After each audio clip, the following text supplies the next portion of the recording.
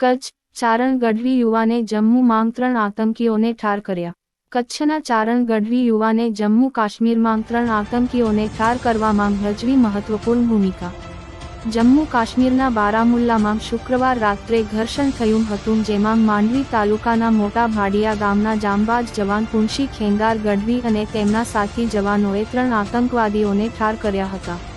આતંકવાદ સામે લડતા કચ્છના ચારણ યુવાન સહિત દેશના સીમાડા સાચવતા માંગ ભૂમના વીરોને વંદન।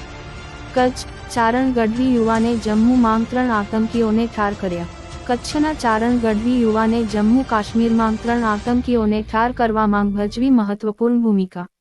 જમ્મુ કાશ્મીરના બારામુલ્લામાં શુક્રવાર રાત્રે ઘર્ષણ થયું હતું, જેમાં માંડવી તાલુકાના મોટા ભાડિયા ગામના જાંબાજ જવાન પુંશી ખેંગાર ગઢવી અને તેમના સાથી જવાનોએ 3 આતંકવાદીઓને ઠાર કર્યા હતા।